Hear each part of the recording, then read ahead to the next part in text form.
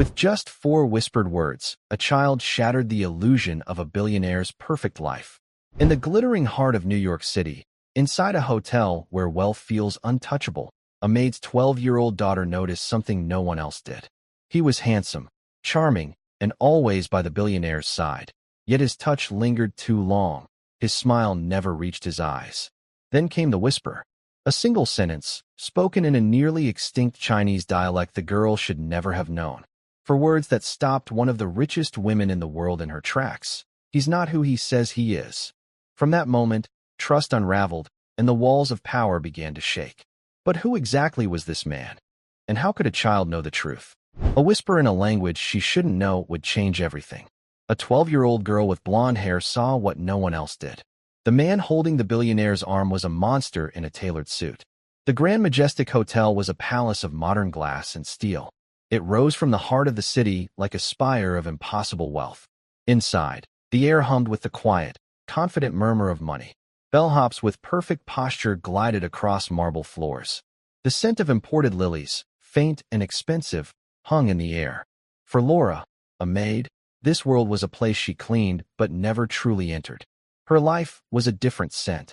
Antiseptic hospital corridors and the stale, worried air of a sickroom. Every morning, she left her mother's bedside to come here. The fear of the mounting medical bills was a constant, cold knot in her stomach. Her mother's cancer was a thief, stealing their savings, their peace, and their future. Her daughter, Evelyn, was 12. She had hair the color of pale corn silk and eyes the color of a summer sky. But in those eyes was a knowing, a depth that startled people. She looked at the world and saw things others missed. Details, patterns, the little lies people told with their hands and their smiles. Today, Evelyn was with her mother. The after-school program was closed for a staff meeting, so she sat quietly in a corner of the hotel's opulent lobby, a worn copy of a history book open on her lap. She wasn't really reading. She was watching. The lobby was a theater, and the guests were the actors. A businessman barked into his phone, his face a mask of stress. A young couple, giddy with new love, laughed as they checked in. And then, the main performance began. Mrs. Eleanor Chen entered through the revolving doors. She was a woman who did not just walk into a room. She took possession of it. She was in her late 60s, her black hair streaked with elegant silver. She wore a dress of deep emerald silk that shimmered as she moved. Her face was a study in dignified composure, but her eyes held a hint of loneliness. On her arm was a man. He was American, handsome in that effortless, confident way that seemed to be a birthright for some. His name was Gregory Dalton. He had a smile that could charm a bird from a tree and a voice as smooth as aged whiskey. He treated Mrs. Chun with a reverence that was almost theatrical, his hand hovering near the small of her back, his head inclined to listen to her every word. The hotel manager, a man with a perpetually anxious expression, hurried to greet them. Mrs. Chun, Mr. Dalton. Welcome. Your suite is ready. The penthouse, of course. Thank you, Robert, Gregory said, his smile including the manager in a warm, exclusive circle. Eleanor deserves only the best. Mrs. Chun gave a small, reserved smile. But Evelyn saw it. A flicker of something in the billionaire's eyes. A weariness, as if she were playing a part she had grown tired of. Laura, pushing her housekeeping cart near the grand staircase, paused to watch them. She nudged Evelyn. See them? She's one of the richest women in the world. And him, he looks like a movie star. Evelyn didn't answer. Her gaze was fixed on Gregory Dalton. She watched the way his smile never quite reached his eyes. She saw the way his fingers, for a fraction of a second, tightened on Mrs. Chen's arm, more like a claim than a caress. She noticed the small, almost imperceptible way he guided her, steering her like a precious, fragile object. Later, as Laura cleaned a room on the penthouse floor, Evelyn sat on a stool in the hallway, supposedly doing her homework. The door to Mrs. Chen's suite was ajar. Gregory Dalton was on the phone by the window, his back to the door. He was speaking in a low, urgent tone. The timeline is accelerating, he said. She's more trusting than I expected. Yes, the final papers are being drawn up by my lawyers. It will all be transferred soon. No, she suspects nothing. She's lonely, desperate for a connection. It's almost too easy. He laughed, a sound that was nothing like his charming public laugh.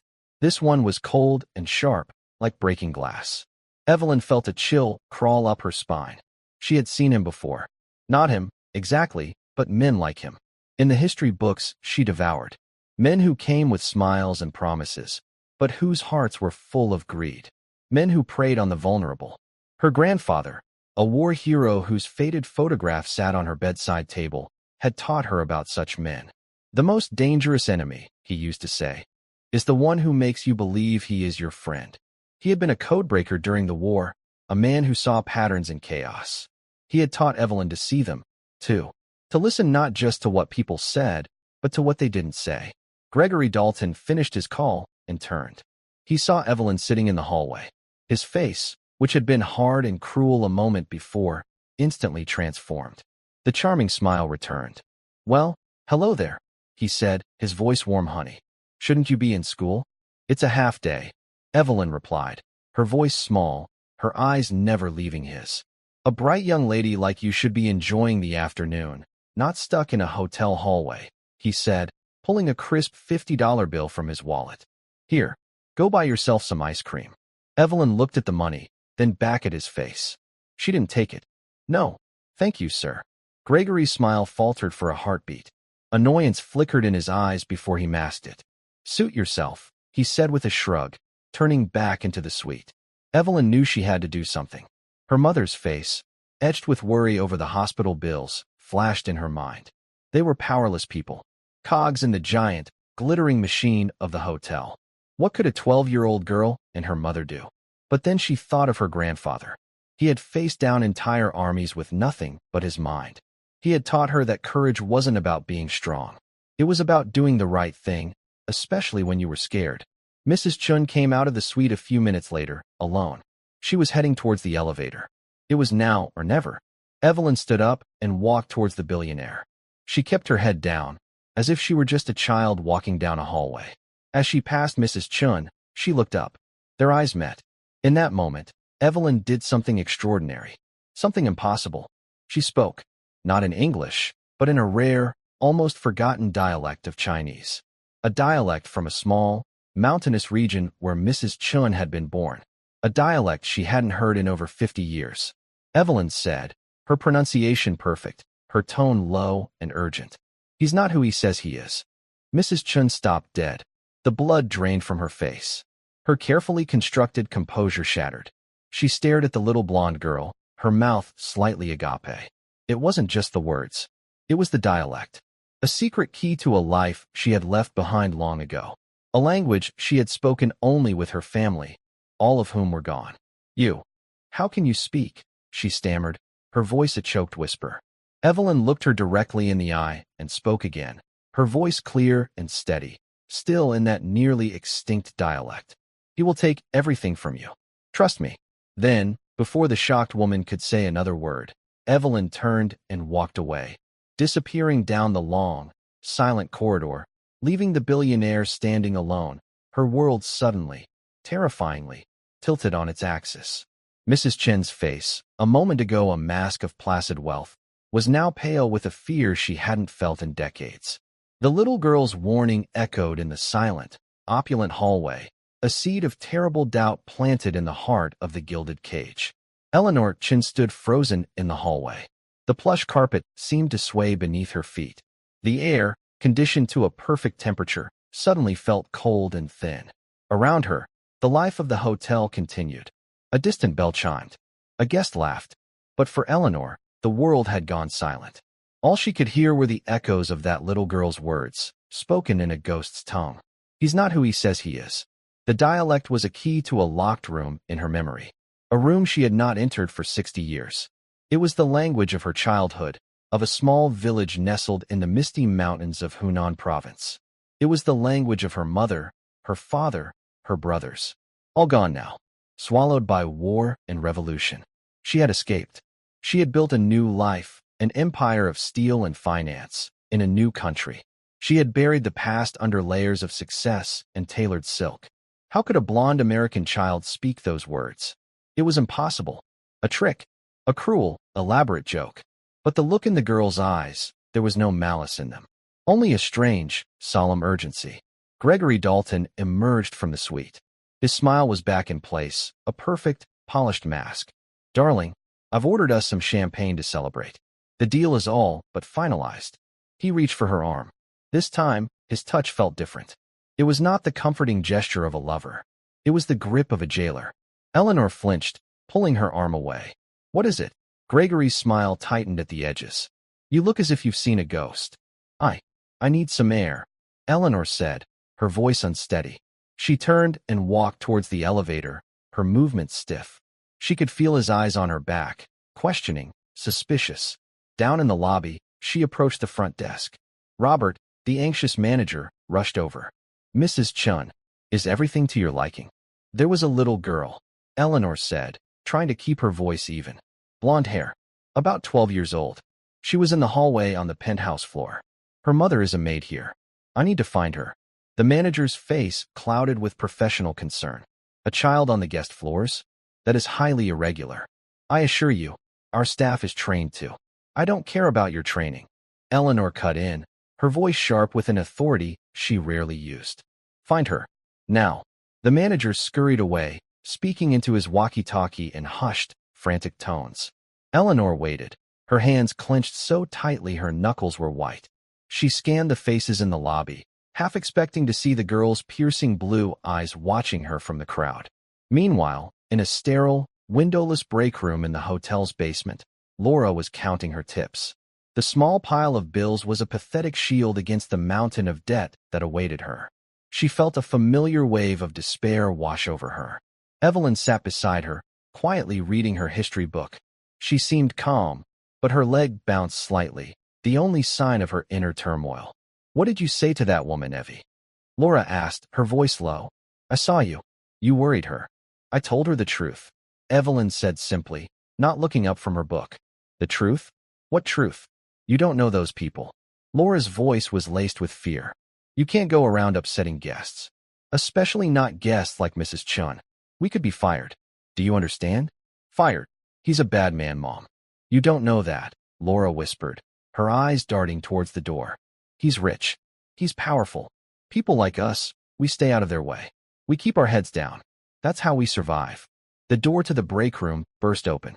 The hotel manager stood there, flanked by 2 burly security guards. His face was red and flustered. "Laura," he said, his voice trembling with a mixture of anger and fear. "What has your daughter done?" Laura's heart leaped into her throat. I don't know what you mean." "Mrs. Chun is demanding to see the child. She says your daughter spoke to her. Upset her. This is a complete breach of protocol. Get your things. You're both to leave. Immediately." Tears welled in Laura's eyes. It was happening. Her worst fear realized. Fired. No job. No way to pay for her mother's treatment. It was a death sentence. "Please, sir. She's just a child. She didn't mean any harm." "I don't care what she meant," the manager snapped. "You're a liability." "Wait." The voice was quiet, but it cut through the tension in the room like a knife. Everyone turned. Eleanor Chin stood in the doorway. Behind her, Gregory Dalton watched, his arms crossed, a look of cold curiosity on his face. Eleanor walked into the small, cramped break room. The scent of lilies and expensive perfume seemed out of place in the room's humble shabbiness. She ignored the manager, the guards, and Laura. Her eyes were fixed on Evelyn. She knelt down, so she was at eye level with the child. The emerald silk of her dress pooled on the dusty linoleum floor. "How did you know?" Eleanor asked, her voice soft. She spoke in English now. "How did you know my language?" Evelyn closed her book. She looked at the billionaire, then glanced at Gregory, who was watching them with a hawk's intensity. "My grandfather taught me," she said. "Your grandfather?" "He was a soldier. A long time ago. He was stationed in China during the war." A flicker of recognition sparked in Eleanor's memory. American soldiers. A few had passed through her village. Kind young men who gave the children chewing gum and chocolate. It seemed a lifetime ago. "What was his name?" Eleanor asked, her voice barely a whisper. "His name was Sergeant Michael Peterson," Evelyn said. "But the people in the village he protected, they gave him a Chinese name. They called him the Silent Guardian." Eleanor gasped. It was as if the floor had dropped out from under her. The Silent Guardian. A name she had not heard since she was a little girl. He was a local legend. An American soldier who had learned their dialect. A man who had single-handedly held off a platoon of invading soldiers. saving her village from a massacre. Her own father had fought alongside him. The silent guardian had been their friend, their protector. He had disappeared after the war, and they never knew what became of him. She stared at Evelyn. The blonde hair, the blue eyes, Michael Peterson's eyes. It was impossible. And yet, he saved my family. Eleanor whispered, tears welling in her eyes. He saved my whole village. Gregory stepped forward, his charming demeanor gone. His face was a thundercloud. Eleanor, what is this nonsense?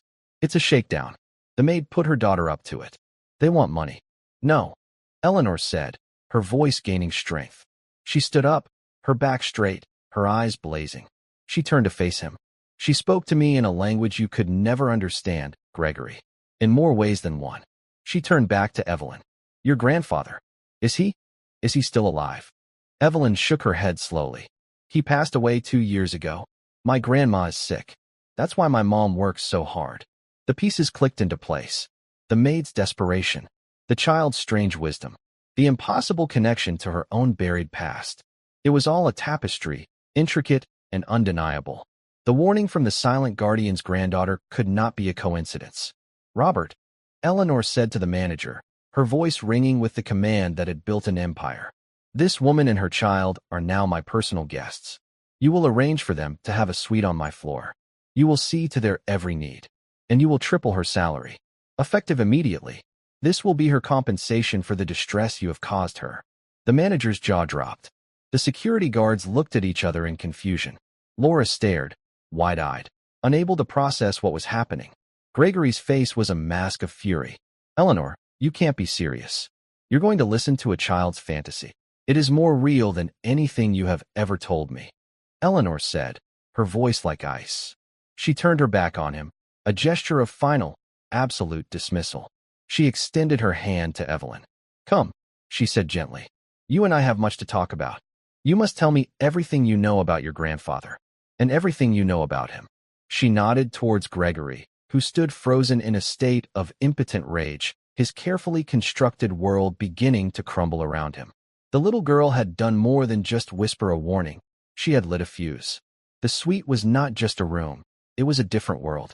It occupied a corner of the penthouse floor, with windows that stretched from floor to ceiling, offering a breathtaking panorama of the city. The furniture was elegant and understated, the colors muted creams and soft grays. A grand piano stood in one corner, its polished surface reflecting the sky. For Laura, who had spent years cleaning rooms like this, to suddenly be a guest within one felt like a dream she was afraid to wake from. She walked through the suite, touching the smooth, cool surfaces of the marble countertops in the kitchenette, the soft cashmere of a throw blanket on the sofa. It felt wrong, like a trespass. Fear, a cold and familiar companion, still clung to her. This couldn't be real. There would be a price to pay. People like them didn't get rescued. They got used. Evelyn, however, was unfazed. She found a comfortable armchair by the window, curled up with her history book, and began to read as if she had lived in such luxury her entire life. Her calmness was both a comfort and a mystery to her mother. A quiet knock came at the door. Laura opened it to find Eleanor Chun. The billionaire had changed from her silk dress into a simple but exquisitely tailored pair of cream-colored trousers and a matching cashmere sweater. She looked less like an empress and more like a grandmother. In her hands, she held a silver tray with a steaming teapot and 3 delicate porcelain cups. I thought we might talk, Eleanor said, her voice gentle. And I find that conversation is always better with a good cup of jasmine tea. She set the tray down on the coffee table. The fragrant steam filled the room. Laura hovered nervously by the door, unsure of what to do. Eleanor gestured to the sofa opposite her.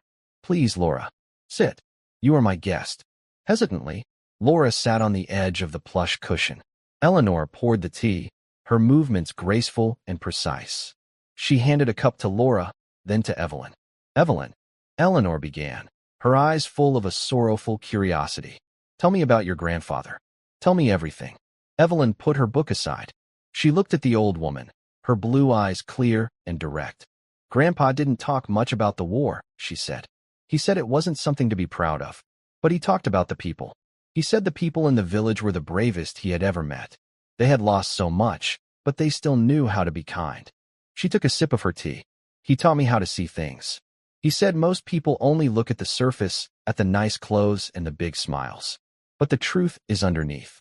He taught me to watch their hands, to listen to the spaces between their words. He said that's where the lies hide. Eleanor listened, captivated. It was as if she were hearing Michael Peterson's voice again, the quiet wisdom of the young soldier who had seen too much. "And what did you see when you looked at Mr. Dalton?" Eleanor asked, her voice barely a whisper. "I saw a hunter," Evelyn replied without hesitation. "He smiles, but his eyes are always watching, looking for a weakness. When he touches you, it's not to be kind. It's to hold on, like a leash. He talks about the future, but his mind is only on the present, on what he can get right now." Grandpa said men like that are empty inside, and they try to fill the emptiness by taking things from other people. Laura stared at her daughter, stunned into silence. Where did she learn such things?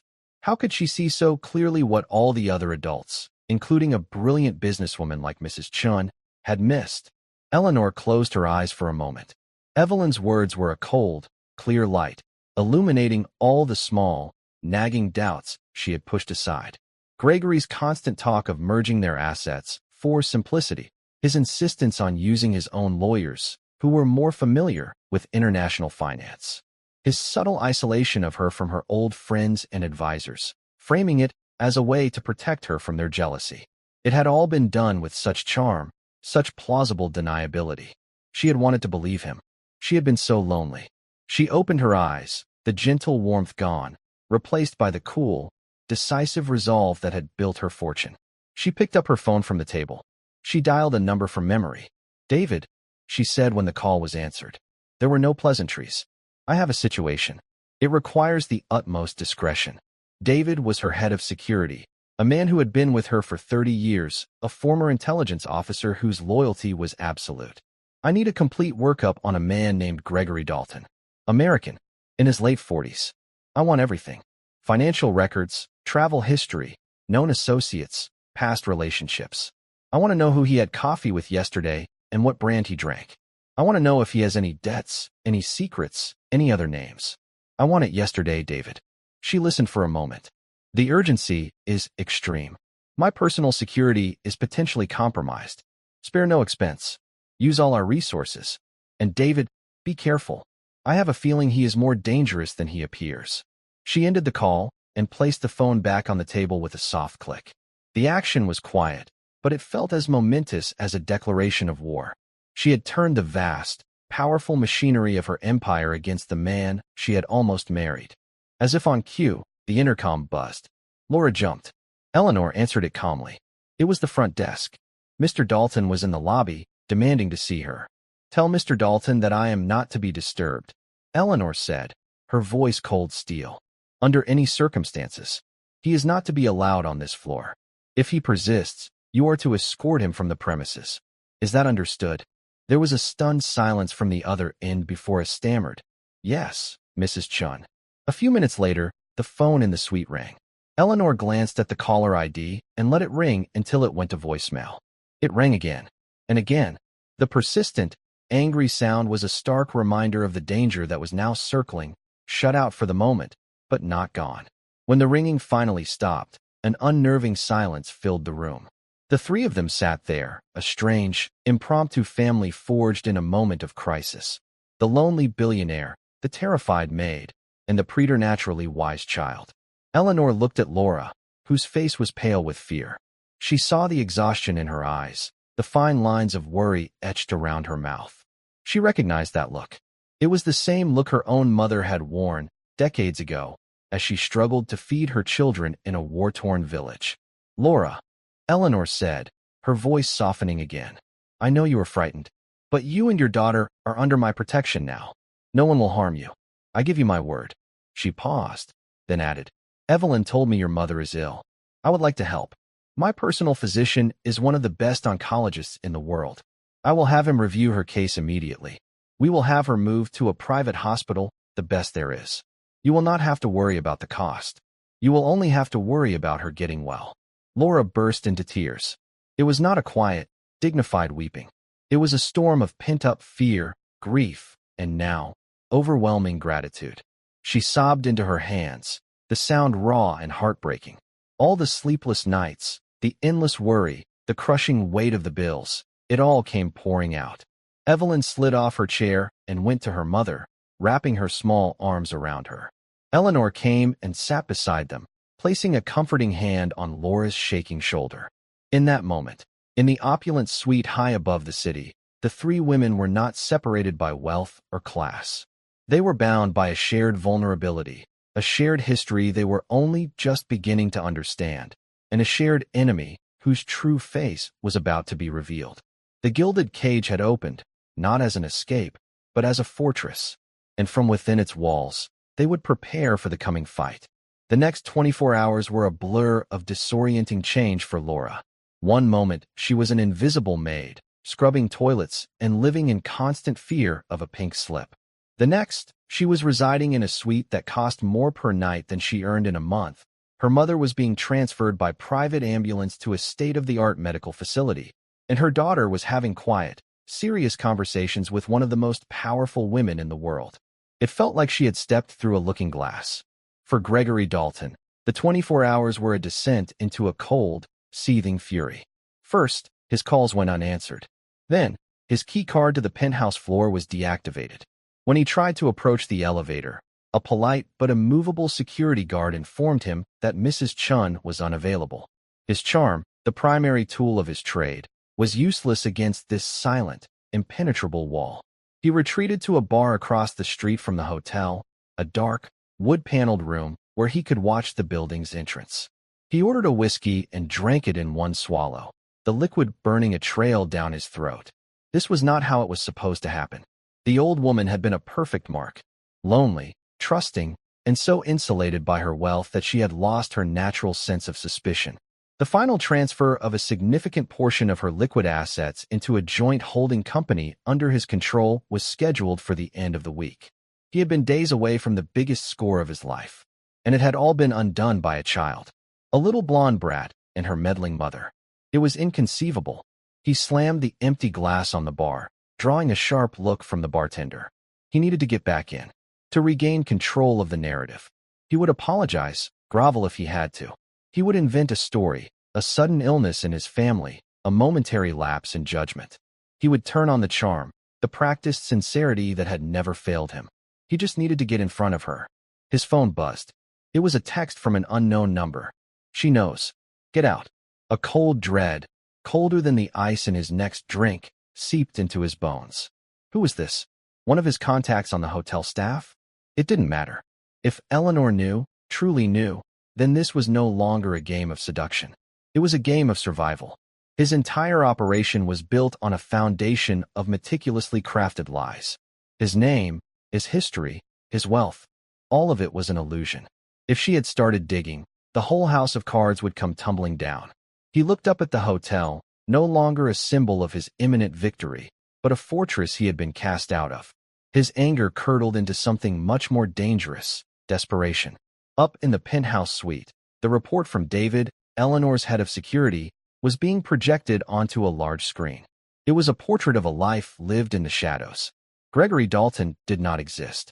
His real name was Jonathan Hemlock. He was not a retired investment banker. He was a career criminal. The report showed a string of wealthy widows and divorcees across the country, each one charmed, romanced, and then systematically defrauded. He would drain their accounts, leverage their assets, and disappear, leaving them in financial and emotional ruin. But there was more. The report went deeper, into a sealed juvenile record. At 17, Jonathan Hemlock had been a suspect in the disappearance of a high school girlfriend from a wealthy family. The case had been dropped due to lack of evidence, but the file was filled with unsettling interviews. Friends described him as possessive, manipulative, with a terrifying temper that he kept hidden beneath a veneer of charm. "He's not just a con man," David said, his voice grim over the speakerphone. "He's a predator, and he's escalating." His last victim, a widow in Palm Beach, lost everything. She tried to go to the police, but he had entangled her in so many questionable financial maneuvers that she was afraid of being implicated herself. She had an accident, a fall down a flight of stairs. She's been in a coma for 6 months. Laura gasped, her hand flying to her mouth.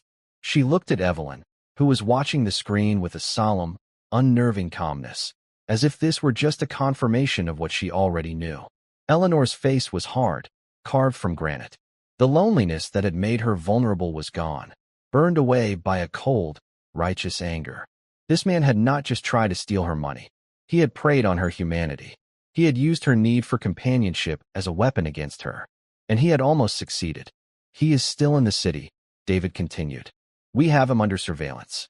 He's at a bar across the street from the hotel. What are your instructions, Mrs. Chun? Eleanor was silent for a long moment. She could have him arrested. The evidence David had compiled was more than enough. But a quiet, public arrest felt insufficient. It felt like a legal transaction, not justice. This man had humiliated her, had threatened her sense of safety in the world. He had tried to make a fool of her. He had underestimated her. That was his fatal mistake. She thought of Michael Peterson, the silent guardian. He had not just defeated his enemies, he had outsmarted them. He had used their own momentum, their own arrogance, against them. A plan began to form in her mind, a plan of beautiful, cold precision. David, she said, her voice steady. I do not want him arrested. Not yet. I want you to continue surveillance. I want to know his every move. And I want you to arrange something for me. I need a team, the best private security you can find. And I need a location, a place where we can have a final meeting. On my terms. She looked from the screen to Evelyn. He thinks this is over, she said, a dangerous glint in her eye. He thinks he can just disappear and find his next victim. But he is wrong. He came into my world. He will not leave it until I permit him to. Later that evening, Laura sat by her mother's bedside in the new hospital. The room was private, spacious, and filled with the quiet hum of advanced medical technology. A team of specialists had already run a new series of tests, their manner calm, competent, and reassuring. For the first time in months, a tiny, fragile seed of hope began to sprout in Laura's heart. Eleanor had arranged for a car to take her there and wait for as long as she needed. She had insisted. Family is everything, she had said. Go. Be with your mother. Laura held her mother's frail, sleeping hand. She thought about the impossible turn her life had taken. She thought about Evelyn, her daughter, her strange, wonderful, terrifyingly perceptive daughter. She had always known Evelyn was special, but she had never understood how. Now, she was beginning to see. It wasn't just intelligence. It was a legacy, a gift passed down from a grandfather she had never met. A quiet courage that saw the world not just for what it was, but for what it should be. A nurse came in to check the monitors. Your mother is responding well to the new treatment protocol, she said with a warm smile. Dr. Matthews is very optimistic. Tears streamed down Laura's face once more, but this time, they were not tears of despair. They were tears of a dam breaking, of a pressure finally released. She was safe. Her mother was safe. Her daughter had saved them all. She looked out the hospital window at the glittering city lights, a world that had once seemed so hostile and indifferent. And for the first time, she felt like she might just have a place in it after all. The location Eleanor chose was a place of ghosts. It was a cavernous, long-abandoned textile warehouse on the industrial waterfront, miles from the glittering spire of the Grand Majestic Hotel. This was where her empire had begun, decades ago. She had arrived in this country with nothing but a handful of dollars and an encyclopedic knowledge of silk weaving, a skill learned at her mother's knee in that faraway mountain village. This brick-and-steel shell was the first property she had ever bought. It was here, amidst the clatter of second-hand looms and the tireless work of other immigrants, that she had woven her future. The building had been slated for demolition for years, a relic of a bygone era. Now, it served a new purpose. At Eleanor's command, David's team had swept through it. They didn't renovate it, they prepared it. The vast, dusty space was left mostly empty, save for a single, heavy oak table and 3 chairs placed directly under a massive, grime-covered skylight. The afternoon sun cut through the haze of dust, sending a solitary beam of light down, like a spotlight on a stage. Hidden cameras and microphones were installed, their lenses like tiny, unblinking eyes in the shadows. The bait for the trap was simple, elegant, and perfectly tailored to her prey. She sent Gregory a single, untraceable text message, routed through a series of encrypted servers. You have caused me considerable embarrassment. I am prepared to offer you a one-time settlement of $5 million to disappear from my life permanently. A non-disclosure agreement will be required. Come alone. An address will follow. It was a masterstroke of psychology. The offer was large enough to be irresistible to a man of his greed. But it was also small enough, in the context of her vast fortune, to seem like a nuisance payment, a sum she would willingly part with to avoid a scandal. It played directly into his perception of her as a weak, foolish old woman, terrified of public humiliation. In his cheap motel room, surrounded by takeout containers and the stale smell of fear, Gregory, or Jonathan Hemlock, as he now thought of himself, read the message. His first reaction was suspicion, but greed quickly overpowered it. $5 million. It wasn't the $100 million prize he had been aiming for, but it was a handsome consolation. It was enough to set himself up again, create a new identity, find a new mark. He scoffed. She was scared. The little girl had spooked her, but she didn't have any real proof. Otherwise, the police would be at his door. This was a payoff. She was trying to buy his silence. The arrogance that was his defining trait swelled in his chest. He saw himself walking in, signing a piece of paper, and walking out with a briefcase full of money. He might even be able to intimidate her into giving him more. Yes, he thought, a flicker of his old charm returning. He could still turn this around. He could play the wounded lover, hint at a broken heart, perhaps even shed a tear. He had done it before. It almost always worked. An hour later, a second text arrived with the address. A derelict warehouse by the docks. Of course, a neutral, private location. It made perfect sense. He put on his most expensive suit, the armor of his false identity. He checked his reflection, practicing the sorrowful, betrayed smile he had perfected over the years. He was ready for his final performance. The taxi dropped him off at the address. The area was a wasteland of decaying industrial buildings and weed-choked lots. The warehouse loomed before him, its windows like vacant eyes. A single, large metal door was slightly ajar. He pushed it open and stepped inside. The vastness of the space hit him first. It was cold, and his footsteps echoed unnervingly in the silence. Then he saw her. Eleanor Chun was sitting at the oak table in the single shaft of light. She was not dressed in soft cashmere or elegant silk. She wore a simple, dark, high-collared dress. Her silver-streaked hair was pulled back severely, and her face, unadorned by makeup, looked as if it were carved from ivory. She was not the lonely, vulnerable widow he had courted. She was someone else entirely. A queen. A judge. He felt a prickle of unease. He had expected to see her lawyers, a briefcase, papers ready to be signed. But the table was bare except for a single, old, black-and-white photograph. "Gregory," she said, her voice echoing in the cavernous space. It was not the soft, warm voice he was used to. It was flat, cold, and utterly devoid of emotion. Or should I say, Jonathan? I must confess, I prefer your real name. It has a certain reptilian honesty to it. His blood ran cold. The charming smile he had prepared died on his lips.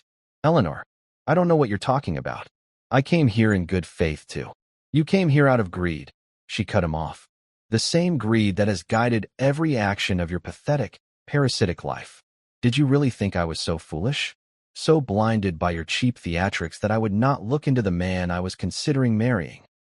She stood up slowly. I built an empire from nothing in this city, Jonathan. I have faced down corporate raiders, hostile governments, and treacherous business partners. I have survived liars, cheats, and thieves far more sophisticated than you. You were an amateur, a common, vulgar predator. And I am ashamed. Ashamed that my loneliness made me blind to you for even a moment. He started to back away, his mind racing, searching for an exit, an escape route. This is crazy. You're crazy. Am I? Eleanor's voice rose, filled with a righteous fury that seemed to shake the very dust from the rafters. Was Mrs. Du Bois in Palm Beach crazy? Or the Countess di Varese in Italy? Or the businesswoman in Chicago? I know all their names, Jonathan. I know all of your names, too. From the deep shadows behind Eleanor, two figures stepped forward into the light. It was Laura and Evelyn. Laura's face was no longer filled with fear, but with a quiet, resolute strength. Evelyn stood beside her, her gaze fixed on Jonathan, her expression unreadable but for the unwavering certainty in her eyes. Jonathan stared at the child.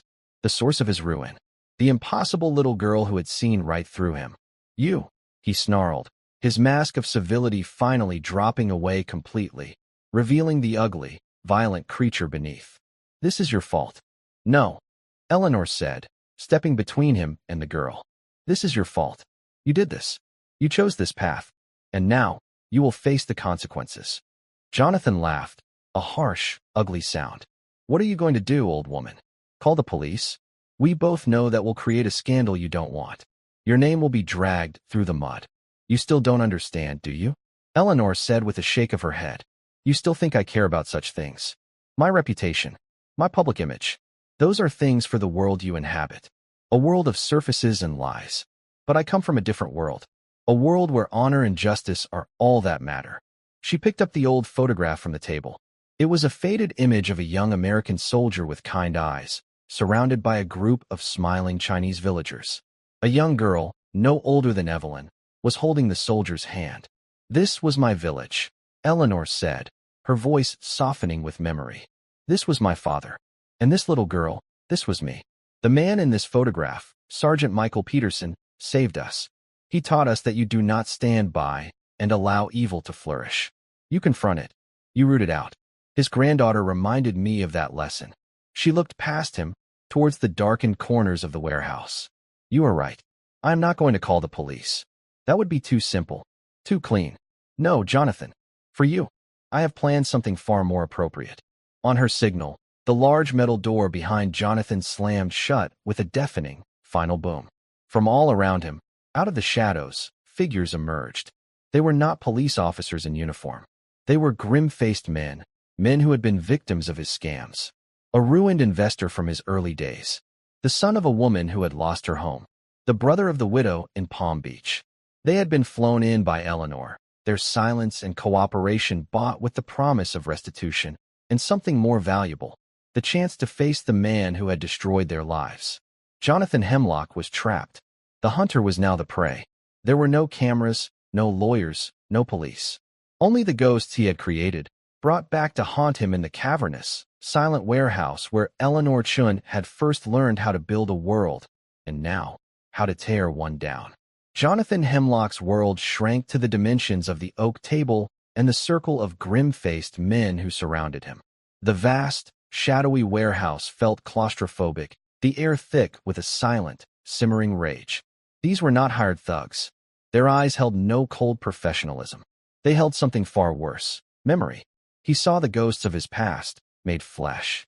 An older man, his hands gnarled from a lifetime of physical labor, stepped forward. My name is Arthur Benson, he said, his voice raspy. My wife was Sarah. You called yourself Robert. You told her you were investing her retirement savings in a can't-miss real estate deal. She worked for 40 years as a nurse. That money was all she had. When it was gone, and you were gone, the shame, it broke her. She died of a heart attack 6 months later. Her doctor said it was from stress. He held up a small, worn photograph of a smiling woman. I just wanted you to see her face again.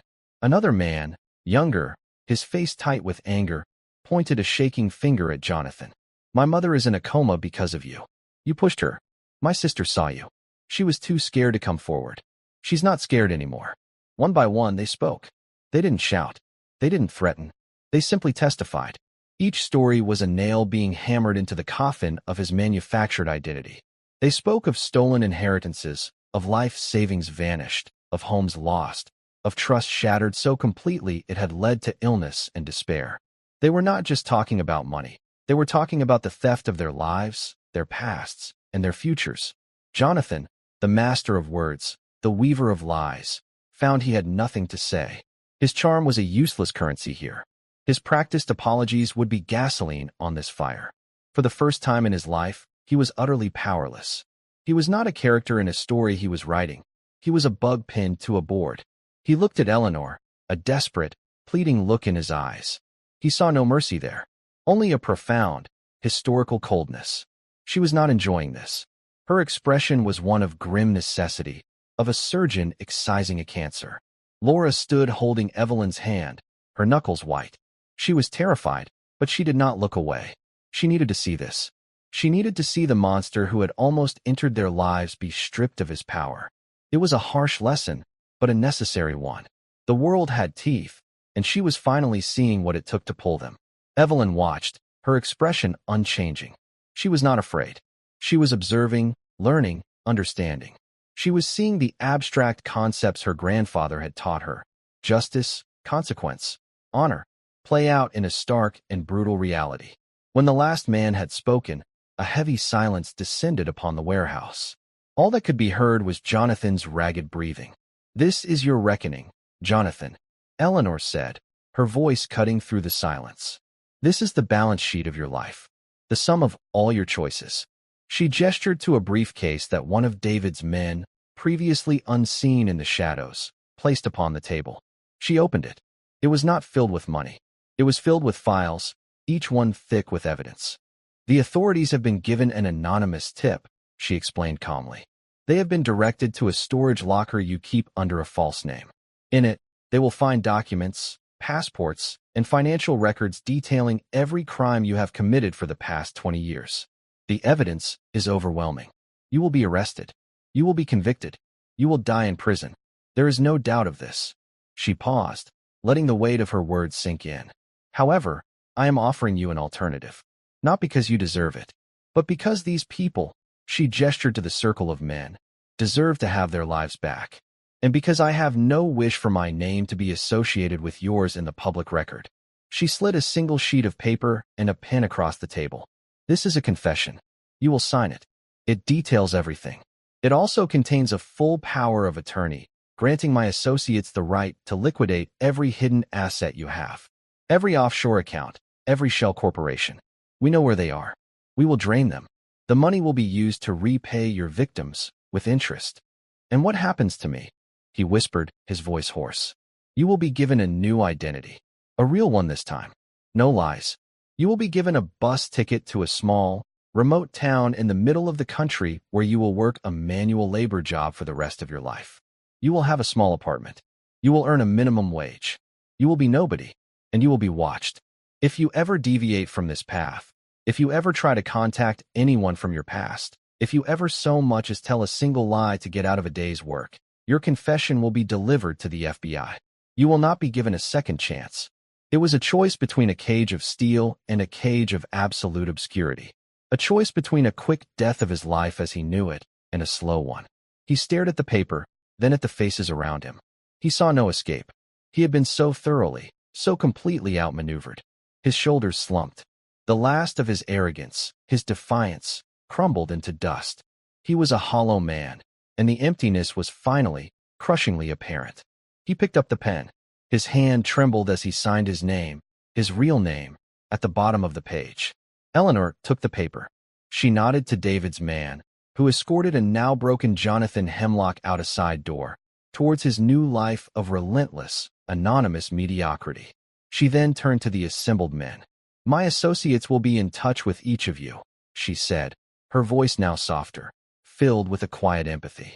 "You will be made whole. I cannot give you back the time you have lost, or the trust he stole, but I can give you back your security. I can give you a fresh start." One by one, the men came forward. They didn't thank her with loud words. They did it with a nod of the head, a look of profound, weary gratitude in their eyes. They were ghosts no longer. As the last man left, the warehouse fell silent once more. The shaft of light from the skylight had moved, and the table was now in shadow. The play was over. Eleanor, Laura, and Evelyn walked out of the warehouse and into the late afternoon sun. The air outside felt fresh and clean. Laura took a deep breath, as if she hadn't truly breathed in days. Eleanor looked down at Evelyn, who was squinting in the bright light. "Your grandfather would have been proud of you," she said. Evelyn looked up at her. "He would have been proud of you, too," she replied simply. A rare, genuine smile touched Eleanor Chen's lips. She had spent a lifetime building walls to protect her fortune. She had spent the past few days building them to protect her life. But now, in the company of this working-class woman and her extraordinary child, she felt a different kind of protection. It wasn't the cold security of wealth and power. It was the warmth of connection. A family. A black car, sleek and silent, pulled up to the curb. The driver opened the door. "Come," Eleanor said, her hand resting gently on Laura's shoulder. "Let's go to the hospital." Let's go see your mother. As they drove away from the decaying waterfront, back towards the glittering city, it was clear that more than just a criminal had been dealt with. A new alliance had been forged. A lonely empress had found a new purpose. A struggling mother had found a new hope. And a little girl with the eyes of a silent guardian had shown them all that the quietest voice can speak the most powerful truth. 3 months later, a gentle autumn sun filtered through the large bay window of a comfortable, sunlit house in a quiet, tree-lined suburb. The scent of baking bread and fresh paint hung in the air. This was Laura and Evelyn's new home. It was not a palace like Eleanor's suite, but to them, it was a kingdom. It was a place of safety and peace, bought and paid for by a woman who had become their unlikely benefactor and friend. Laura moved around the kitchen with a newfound lightness. The constant, crushing weight of fear and debt was gone. Her mother, whose laughter could now be heard from the sunroom, where she sat doing a crossword puzzle, had responded remarkably to the new treatment. The prognosis was excellent. The doctors called it a medical miracle. Laura knew it was a miracle of a different kind, a miracle born from a whisper in a forgotten language. She was no longer a maid. Eleanor, recognizing Laura's quiet competence and fierce loyalty, had offered her a position managing a new charitable foundation she had established.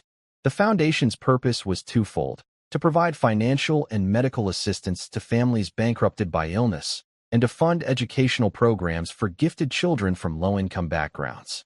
Laura, who had navigated the labyrinth of the healthcare and social services systems for years out of sheer necessity, was uniquely qualified for the role.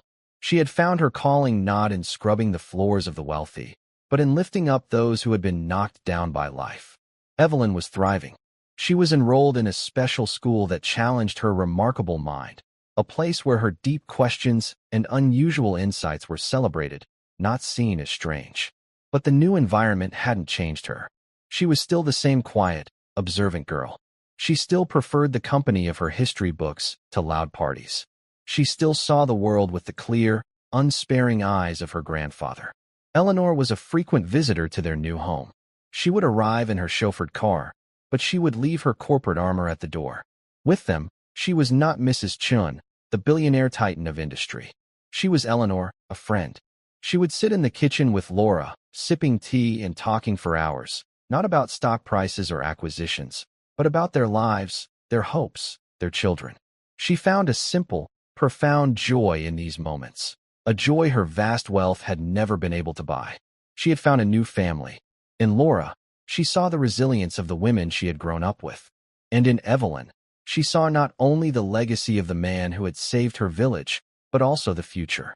A future guided by wisdom, not just by wealth. One crisp Saturday afternoon, the three of them were in the living room. Laura was looking over some case files for the foundation. Evelyn was on the floor, meticulously sketching a detailed map of ancient battlefields. Eleanor was watching her, a fond, thoughtful expression on her face. "You know," Eleanor said softly, "I have been thinking about your grandfather, about what he did. He was one man, a foreigner in a strange land. He could have just followed his orders, kept his head down, and survived. But he didn't. He chose to see the people around him not as strangers, but as human beings. He chose to get involved. He chose to risk everything for people he didn't even know." She looked at Evelyn, her gaze intense. "That is what you did, Evelyn. You saw me. Not my money, not my name. You saw a woman who was in danger, and you chose to speak. You risked your mother's job, your own safety, to help a stranger." Evelyn looked up from her drawing, her blue eyes serious. "Grandpa said we're all connected," she said. "He said what happens to one person, even someone far away, happens to all of us. He said courage is just remembering that." The simple, profound truth of her words hung in the quiet room. Laura looked up from her work, tears welling in her eyes as she looked at her daughter. She had spent so much of her life feeling small and powerless, a victim of circumstance. But her daughter had taught her that power wasn't about money or status. It was about seeing the truth and having the courage to speak it. Later that week, Eleanor held the first official fundraising gala for her new foundation. It was held in the grand ballroom of the Majestic Hotel, the very place where this strange journey had begun. The room was filled with the city's wealthiest and most influential people. Eleanor, looking regal in a gown of deep sapphire blue, stood at the podium. She did not speak of balance sheets or tax incentives. She told a story. She spoke of a small village in the mountains of China. She spoke of a young American soldier called the Silent Guardian. She spoke of the courage of ordinary people in the face of extraordinary evil. Then, she looked towards the side of the stage, where Laura and Evelyn were standing. "We often look for heroes in grand places," she said, her voice resonating with a passion that captivated the audience. "On battlefields, in boardrooms, in the halls of power. But sometimes, heroes are found in the quietest places. Sometimes, they are a maid who works tirelessly to save her family. Sometimes, her eyes rested on Evelyn. They are a 12-year-old girl who sees the truth and is brave enough to whisper it. This foundation," she concluded, her voice thick with emotion, "is not just about writing checks. It is about listening to those whispers. It is about finding the heroes who live among us every day and giving them the support they need to change the world. It is built on the legacy of a silent guardian, and it is dedicated to his granddaughter, who has taught me that the greatest fortune one can have is a courageous heart." A wave of heartfelt applause filled the ballroom. Evelyn did not smile, but a deep, quiet light shone in her eyes. In that vast, glittering room, surrounded by unimaginable wealth, the richest person present was the little girl who had nothing but her grandfather's wisdom and the courage to use it. Long after the gala had ended, Evelyn stood with Eleanor on the penthouse balcony, looking out at the city's endless sea of lights. "Do you think he's okay?" Evelyn asked quietly. "The bad man." Eleanor was silent for a moment, looking at the distant, anonymous glow of the suburbs. "He is where he needs to be, Evelyn," she said. "He is living a life without lies. For a man like him, that is the harshest prison of all. But it is also his only chance to find something real." She looked down at the child beside her. "You didn't just save me. You may have, in a strange way, saved him too." Evelyn nodded, accepting this. Her sense of justice was not about punishment. It was about balance, about things being put right. The story of the maid's daughter and the billionaire would never be public knowledge. It would become another one of the city's quiet, hidden histories. But its impact would ripple outwards, touching countless lives through the work of the foundation. It was a testament to the fact that the most significant changes in the world often begin not with a bang, but with a whisper, a warning, a quiet truth spoken in a forgotten language, heard by someone brave enough to listen. And in that listening, a whole world was saved. And that's where we'll end the story for now.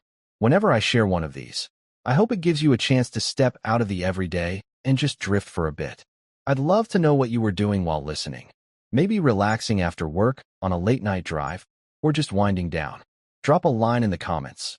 I really do read them all. And if you want to make sure we cross paths again, hitting like and subscribing makes a huge difference. We are always trying to improve our stories, so feel free to also drop your feedback in the comment section below. Thanks for spending this time with me.